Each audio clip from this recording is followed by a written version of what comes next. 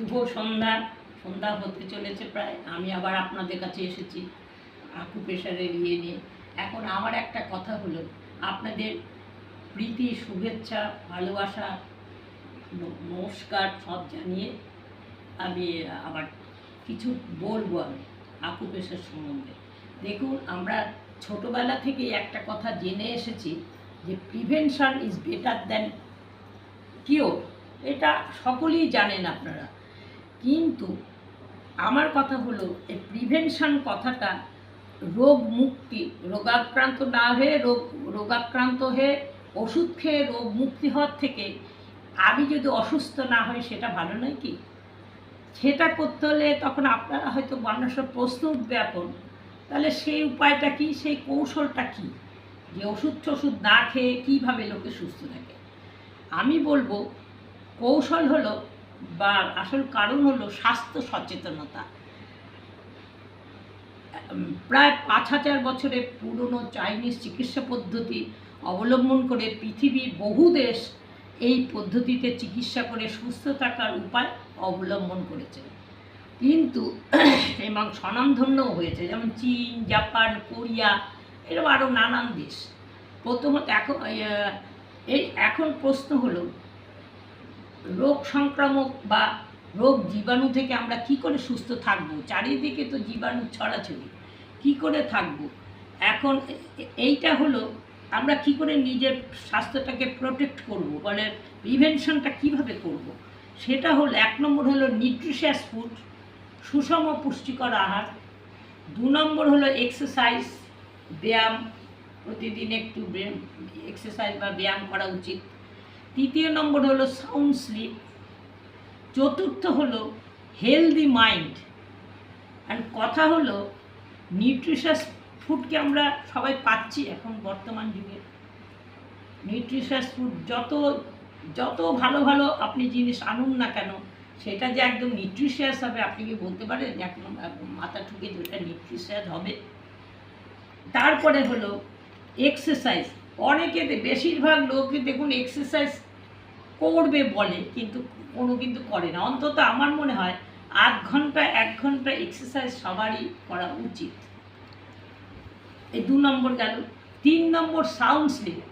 বহু লোক, অনেকেরই হয়তো হয়, আমি সবার কথা বলছি না, বহু লোকেরই নিশ্চিন্ত সাউন্ড স্লিপ হয় না, কেননা হেলদি মাইন্ডের দরকার। সাউন্ড স্লিপ করতে গেলে হেলদি মাইন্ড থাকতে হবে। হেলদি মাইন্ড মানে সুস্থ মন। আর সুস্থ মনটা কী করে থাকবে? বর্তমান যুগে আমাদের যা নানান আমরা পরিস্থিতির শিকার, নানান জীবাণু, নানান রকম চিন্তা ভাবনা, এই সমস্ত তো মন থেকে যায় না। আর সত্যি কথা বলতে কি, দেখবেন ঘুমোতে গেলেই রাত্রিবেলা যত সব চিন্তা, আজে বাজে চিন্তা, সমস্ত চিন্তা আমাদের তখনই বেশি করে হয়। এখন কথা হলো, এই চিন্তাটাকে কিন্তু বাড়তে দেওয়া যাবে না। মানে চিন্তাটা, আপনার একটা খারাপ চিন্তা মনে হলো, ওই চিন্তাটাকে যথাসাধ্য দূর করে দিতে হবে। দূর করে দিয়ে একদম চোখ বুজে একদম ঘুমের নাম করে ঘুমিয়ে পড়তে হবে, চেষ্টা করতে হবে ঘুমের। তারপরে যদি আস্তে আস্তে ঘুমাতে। আবার বর্তমান যুগে দেখুন, আমরা সবাই, আমি নিজেকেও বলছি না, সবাই ফোন একটু দেখাশোনা করে, এই শুয়ে ঠুয়েই লোকে একটু ফোনটা তখন নেয়, এই মোবাইল ফোন। আপনারা এটা রাত্রিবেলা শুয়ে নেবেন না। সারাদিন আমরা যা কিছু, আমার কাউকে কিছু বলার নেই, যেটা আমিও করি, আমিও বলতে পারবো না। মোবাইল ফোনটা রাত্রে শোয়ার সময়টা নেবেন না। সাউন্ড স্লিপটা করতে গেলে আমাদের এগুলো সব দূর করতে হবে, বা এগুলো করলে চলবে না, এইগুলোকে বিদায় দিতে হবে।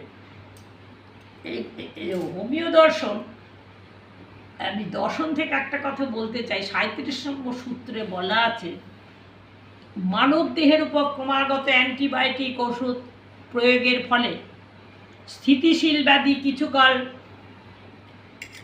স্থগিত থাকিয়া পুনরায় অধিকতর কঠিন রোগে আবির্ভূত হয়। যেমন পারদ ব্যবহার করে উপদংশ ক্ষত আরোগ্য হইয়া অস্থিক ক্ষত দেখা দেয়, এবং গন্ধকচূর্ণ অ্যাসিড প্রভৃতি প্রয়োগের ফলে খোস, পাঁচরা, দাঁত ইত্যাদি আরাম করিয়া মানুষ এইগুলো আরাম করিয়া মানুষ হাঁপানি, কাশি, তারপরে পুরুষত্বহানি ইত্যাদি নানান রোগে আক্রান্ত হয়। আর অতিরিক্ত অ্যান্টিবায়োটিক প্রয়োগের ফলে মানব শরীরের আভ্যন্তরীণ গুরুত্বপূর্ণ যন্ত্রগুলি ক্ষতি সাধন হয়ে থাকে, ফলে তারা ঠিকমতো তাদের ক্রিয়াশক্তি প্রকাশ করতে পারে না। যেমন টিবি, সিফিলিস, টাইফয়েড ইত্যাদি কঠিন রোগগুলি কারণ স্তরে গিয়ে বাসা বাঁধে। এখন কি হলো, যখন কারণ স্তরে চলে গিয়ে বাসা বাঁধল, তখন দেখবেন একটা টিবি বর্ণ কোনো কিছু, রক্ত, মল, থুতু এইগুলো পরীক্ষা করেও কিন্তু সেই রোগের লক্ষণ পাওয়া যায় না। কেবলমাত্র মানসিক লক্ষণের দ্বারা এই সমস্ত রোগগুলো জ্ঞান লাভ করা হয়ে থাকে। এটা হোমিওপ্যাথিতে হয়।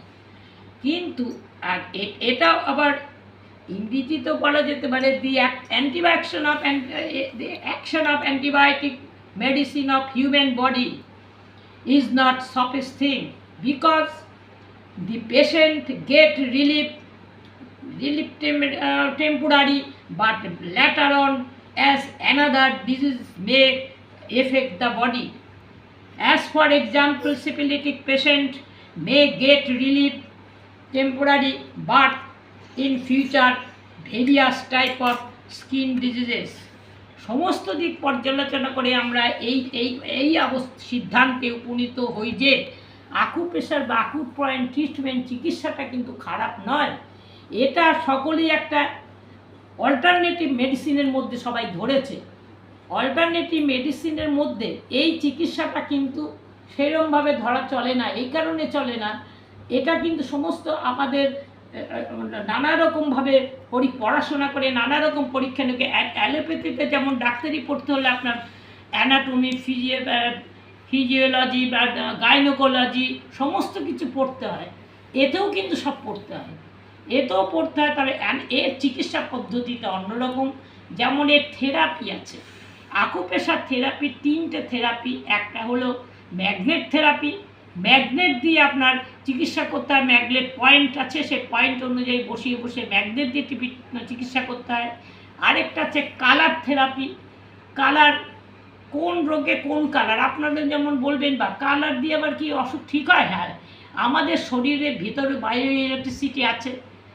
এই শরীরের যে স্পন্দন, এই কালারটা লাগালে সেই কালারের ওই স্পন্দনটা কালার আকর্ষণ করে, তার ফলে কিন্তু কালার দিয়ে রোগ সারে।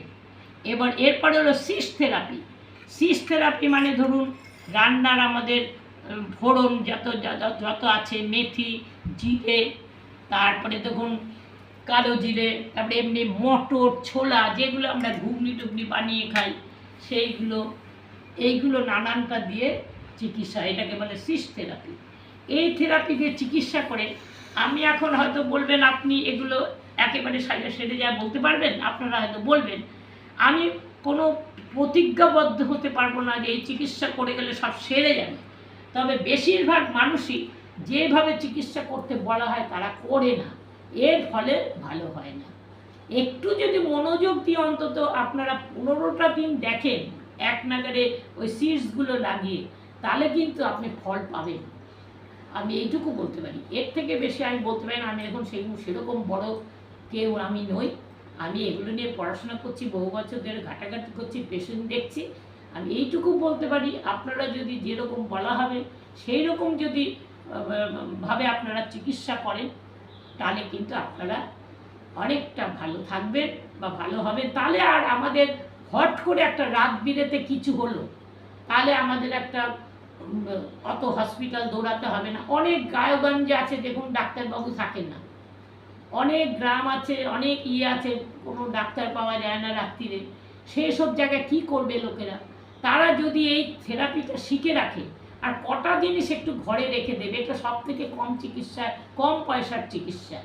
তারা যদি এগুলো একটু ঘরে রেখে দেয়, যেইটা হলো এই যে আমি যে বলছি পয়েন্টগুলো লিখে রাখলে, সেই পয়েন্ট অনুযায়ী আপনারা লাগিয়ে দিলেন, তাহলে আপনাদের আর যেতে হলো না। যেমন আমি কতগুলি ইমার্জেন্সি পয়েন্ট আপনাদের বলেছি, যেমন কানে ব্যথা, কানে জল ঢুকে যাওয়া, তারপরে মাথা ঘোরা, অনেকের মাথা খুব ঘোরে, বালিশের থেকে মাথা তুলতে পারছে না, মাথা ঘোরে, এইগুলো সব চিকিৎসা আমি বলেছি।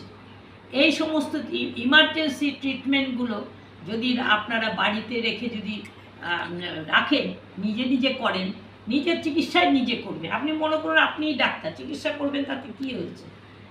করে যদি কম থাকে, আমি তার এখন ডাক্তারবাবুর কাছে যাব না। কেউ অজ্ঞান হয়ে গেল রাত্রিবেলা, 2টোর সময় অজ্ঞান হয়ে গেল, আপনি আগে তাড়াতাড়ি চেষ্টা করবেন পায়ের তেলোতে মাঝখানে একটা প্রোব দিয়ে বা ইয়ে দিয়ে চাপ দিতে, K1 বিন্দু বলে ওটাকে। ওই বিন্দুটাতে যদি চাপ দেওয়া যায়, তাহলে আস্তে আস্তে কিন্তু জ্ঞান ফিরে আসে। জ্ঞান ফিরে আসলে তারপরে আপনি হসপিটাল বা নার্সিংহোম যেখানে নেবেন সেখানে নিয়ে যাবেন। আগে জ্ঞানটা তো করালেন। তার হাই প্রেশার থেকে হোক, লো প্রেশার থেকে হোক, তার গ্যাস্ট্রিক থেকে হোক, যে কোনো কারণেই তার অজ্ঞানটা সে হয়ে যাক, তার আগে জ্ঞানটা করিয়ে তারপরে আপনারা হসপিটালে নিয়ে যান। এই জন্য আমি এইগুলো বলছি। আবার অনেকে দেখুন এমনিও তো অজ্ঞান হয়, তখন স্কুল কলেজের ছাত্রছাত্রীরা অনেক অজ্ঞান হয়। আপনারা যদি এই ট্রিটমেন্টগুলো, অনেকে দাঁড়িয়ে প্রার্থনা লাইনে দাঁড়িয়ে আছে, আমি এগুলো প্রত্যক্ষ করেছি, দেখেছি, বুঝেছি। ওই জন্য আমি এগুলো বলছি। প্রার্থনা লাইনে দাঁড়াতে ধপ করে পড়ে গেল কোনো স্টুডেন্ট, কোনো মেয়ে কিংবা ছেলে, কী হলো? অজ্ঞান হয়ে গেল। তখন তো আমরা কী করি? তাড়াতাড়ি বালতি দিয়ে মাথায় জল দিয়ে, মুখে চিপে জল ছিটাই, কোনো কিছু করার দরকার নেই। পায়ের তেলের মাঝখানে ডট পেন থাকে, ডট পেনের ঢাকনি দিয়ে, নিপ দিয়ে না, কিন্তু ডট দিয়ে ওই জায়গাটা দিয়ে চেপে ধরবেন। আমাদের তো আমরা প্রোব দিয়ে দিই, কিন্তু আপনারা করবেন কি, এই যে ডট পেনের, এই দেখুন ডট পেনের এই যে মাথাটা আছে, কিংবা এই জায়গাটা দিয়ে ওই ওই ওই ওই K1 বিন্দুতে এরকম চাপ দেবেন, জোরে চাপ দিলে আপনাদের ওই জ্ঞানটা এসে যাবে। তারপরে ধরুন এই যে আমি বলেছিলাম সর্দি হলে নাক বন্ধ হয়ে যায়। নাক বন্ধ হলে কী হবে, কী করবেন? মুখ দিয়ে নিঃশ্বাস নিতে হয়। তখন আপনারা করবেন কি, এই নাকের এই কোণাটায়, এইখানটা যদি একটাই সরু কিছু দিয়ে এই চাপ দেবেন 1 মিনিট, এইখানটা 1 মিনিট চাপ দেওয়ার সাথে সাথে কিন্তু নাক খুলে যাবে। এমনি কি আপনারা ন্যাজাল ড্রপ ট্রপ দিতে হয়। দেখুন আমি বলছি না অ্যালোপ্যাথি ছাড়া আমাদের চলবে না, অ্যালোপ্যাথিতে আমাদের যেতেই হবে। কিন্তু আগে থেকে যদি আমরা একটু চিকিৎসা করে একটু ভালো থাকি, তাহলে একটু কম যাবে। অ্যালোপ্যাথি ছাড়া, আমরাও অ্যালোপ্যাথিতে যাই, খাই, কেন? অ্যালোপ্যাথি ছাড়া আমাদের চলবে না। কিন্তু আমি যদি একটু এগুলো জেনে একটু নিজে নিজে বাড়িতে করে যদি একটু সুস্থ থাকি, তাহলে ভালো নয় কি? আমি সেই জন্যই আপনাদের বলছি। সর্দি লাগলো, নাক বন্ধ হয়ে গেল, না ন্যাজাল ড্রপ দিয়ে দিলেন। ন্যাজাল ড্রপ দেওয়ার দরকার নেই। আপনি এইখানে একটু চাপ দিন, নাকে এইখানে একটু চাপ দিন, দেখবেন আস্তে আস্তে নাকটা খুলে গেল, বন্ধ নাকটা খুলে গেল, শ্বাস প্রশ্বাস ঠিক মতো হচ্ছে। এখন তো বেশিরভাগই ওই রকমই হয়। তারপরে হয়তো মাথা শুয়ে আছেন, বালিশ থেকে মাথা তোলা যাচ্ছে না, এত মাথা ঘুরছে, পড়ে যাওয়ার জায়গা। তখন কি করবেন? এই ডান কানের এই যে কানের যে লতিটা আছে, এইখানে জোরে চাপ দিয়ে, দুরা আঙুল দিয়ে চিপটে ধরে রাখবেন 1 মিনিট। 1 মিনিট মানে মনে মনে 100 গুনবেন, তাহলেই 1 মিনিট হয়ে যাবে। এই 1 মিনিট চাপ দিলে আপনার মাথা ঘোরাটা কমে যাবে। এই ইমার্জেন্সি কথাগুলো আমি আপনাদের জানালাম। আপনারা হয়তো ভাববেন আমি কি বলছি, ছাইভস্য, কেউ হয়তো বুঝতে, আমি বোঝাতে হয়তো আপনাদের পারছি না, কিন্তু আমি এইটুকু এইগুলো এতগুলো কথা এই জন্যই বললাম যে, এবং কোনো চিকিৎসাকে কিন্তু আমি নিচু করার জন্যও বলিনি। আমাদের এই চিকিৎসা সর্বশ্রেষ্ঠ আমি তাও বলছি না, আমি যেইটুকু জানছি এইটুকু আপনাদের জানাতে চাইছি।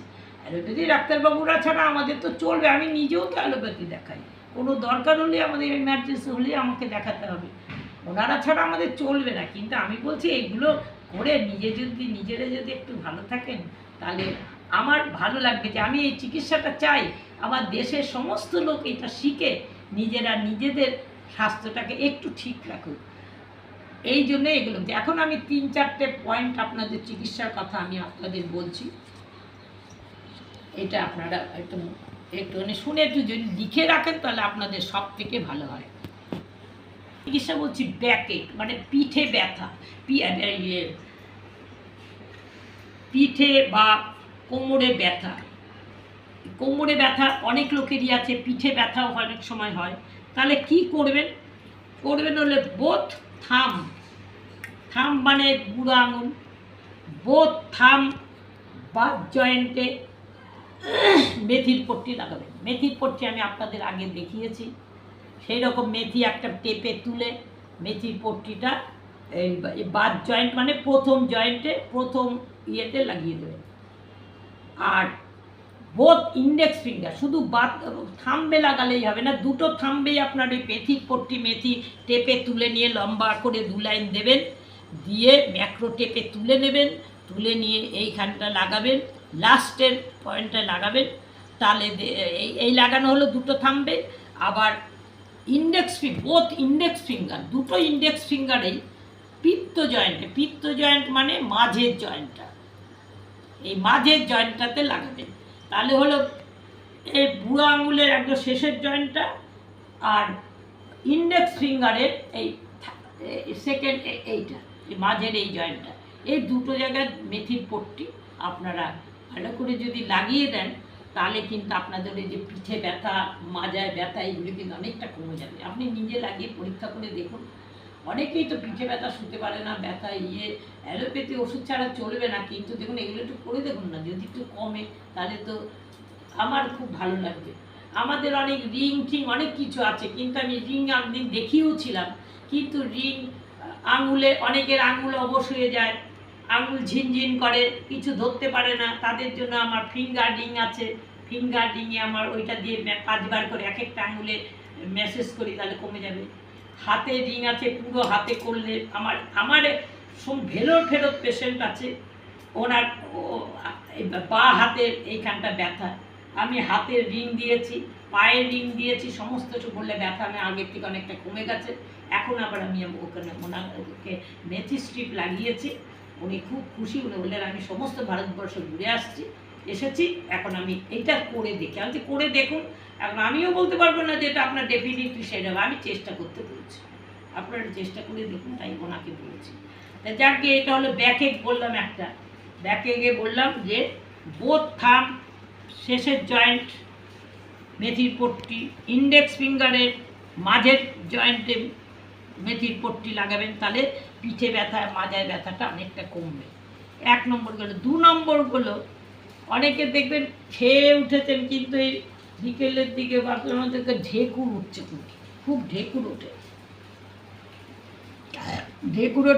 ঢেকুর ওঠা। এখন এইটা কি করবেন, right index finger, right ring finger মানে এই যে এটা অনামিকা, রাইট রিং ফিঙ্গারের বাদ জয়েন্ট মানে রিং ফিঙ্গারের শেষের জয়েন্টটায়, রিং ফিঙ্গারের বাদ জয়েন্ট মানে প্রথম জয়েন্টটায়, প্রথম যে দাগটা এটা হলো বাদ জয়েন্ট। এই প্রথম জয়েন্টের মধ্যে আপনার ওই মেথি এরকম তুলে এইখানটা লাগিয়ে দেবেন। আর হলো বোথ থামেও দিতে হবে, এটা তো প্রথম জয়েন্টে দিতে হবে। তাহলে হলো কি, ঢেকুরোটাতে হলো রাইট রিং ফিঙ্গারের বাদ জয়েন্ট, রাইট মানে শুধু ডান হাতের রিং ফিঙ্গারের প্রথম জয়েন্টটায় দেবেন, আর বোথ থামের লাস্টটায় মেথি পট্টি দিয়ে দেবেন, তাহলে দেখবেন ঢেকুরোটাটা কমে যাবে। আরেকটা 3 নম্বর বলছি, কোলেস্টেরল। এখন দেখুন কোলেস্টেরল কিন্তু আমাদের প্রায় সবারই, অনেকেরই আছে। এখন কোলেস্টেরল পরীক্ষা করলেন, করে আপনি 15 দিন এটা করে একটুখানি পরীক্ষা করে আবার আসবেন, কোলেস্টেরলটা দেখুন কীরকম থাকে। লেফট রিং ফিঙ্গার হলো এইটা, এই লেফট রিং ফিঙ্গারের কে জয়েন্ট মানে হলো মাঝের জয়েন্ট, কে জয়েন্ট এবং পিত্ত জয়েন্ট এবং কে জয়েন্ট। এই পিত্ত জয়েন্ট হলো এইটা মাঝেরটা, আর কে জয়েন্ট হলো লাস্টেরটা। তাহলে রিং ফিঙ্গারের পিত্ত জয়েন্ট, কফ জয়েন্ট, এই দুটোতে এতে মেথির পট্টি লাগিয়ে দিন। রাইট অ্যান্ড লেফট দুটোতেই লাগিয়ে দিন, রাইট অ্যান্ড লেফট রিং ফিঙ্গারের পিত্ত জয়েন্ট মানে মাঝের জয়েন্ট, আর কে জয়েন্ট মানে শেষের জয়েন্ট। মাঝের জয়েন্ট আর শেষের জয়েন্টে আপনি লাগিয়ে দিন মেথির পট্টি, দেখবেন আস্তে আস্তে কোলেস্টেরলটা কিন্তু কমতে শুরু করবে। এটা আপনি 15 দিন পরীক্ষা করুন, 15 দিন পরীক্ষা করে ঠিক মতো লাগাতে হবে। 8 ঘন্টা কিন্তু লাগানোগুলো থাকবে, 8 ঘন্টার বেশি আবার লাগাবেন না, তো হয়তো একটু মাথা ঘুরতে পারে, একটু শরীরটা খারাপ হতে পারে, 8 ঘন্টা রাখার নিয়ম, সব থেকে ভালো নিয়ম রাত্রিরে শোয়ার সময় লাগালেন, ঘুম থেকে উঠে খুলে দিলেন, কোনো রকম এর কোনো ঝামেলাই নেই। রাত্রিরে শোয়ার সময় আপনি মতির পট্টিটা লাগালেন, আবার ঘুম থেকে উঠে এটা খুলে ফেললেন, ওই ওই তখনই তার 7-8 ঘন্টা হয়ে যায়। খুলে ফেললেন, আর সারাদিন কিছু না করলেও চলবে। আর যদি মনে করেন আমার কোলেস্ট্রলটা বেশি, তো দিনের বেলাও তাহলে লাগাবেন, 5-6 ঘন্টা অন্তত রাখুন, যতক্ষণ আমার জল না ঘাটবে ততক্ষণ রাখবেন। এই হলো চিকিৎসা, এর কোনো ঝামেলা নেই, বেশি পয়সা খরচা নেই। শুধু আপনি ম্যাক্রোটেপটা কিনবেন, আর মেথি তো 1 টাকার মেথি কিনলেই আপনার, 5 টাকার মেথি কিনলে আপনার অনেক দিন চলে যাবে। এই হলো চিকিৎসা পদ্ধতি। এখন ম্যাগনেট থেরাপি যেগুলো আছে সেগুলো আমি আপনাদের এখন দেখাচ্ছি না, এই কারণে দেখাচ্ছি না, আপনারা তো ম্যাগনেট পাবেন না। আপনাদের যদি ম্যাগনেট থেরাপি আমি দেখাই, তো ম্যাগনেটগুলো আপনারা তো বুঝতে কোথায় পাওয়া যাবে, কোনো দোকানে টোকানে তো এগুলো পাওয়া যায় না। এগুলো আমাদের আলাদা সেন্টার আছে, কলকাতাতেও আছে। আপনারা যদি কেউ কিনতে চান আমাকে জানাবেন, আমি সেই ঠিকানা দিয়ে দেবো, সেই অনুযায়ী নেবেন, আমি যেরকম বলবো সেরকম লাগাবেন। তাহলে আজকের মতো আমি এই এই এই কথাগুলো সব বলে আজকের মতো শেষ করছি। সুস্থ থাকবেন, ভালো থাকবেন, আর যদি আপনাদের আমার কথা ভালো লাগে তাহলে লাইক করবেন, সাবস্ক্রাইব করবেন, আর একটু শেয়ার করে দেবেন। এই আর কিছু না, শেয়ার করে আপনি সবাইকে একটু জানিয়ে দিন যে এই চিকিৎসাটা উনি বলছেন, একটু করে দেখি না, আপনারা একটু করে দেখুন না কিরকম হয়। ঠিক আছে, আর বেশি কথা বাড়াচ্ছি না, এই বলে আমি শেষ করলাম। নমস্কার।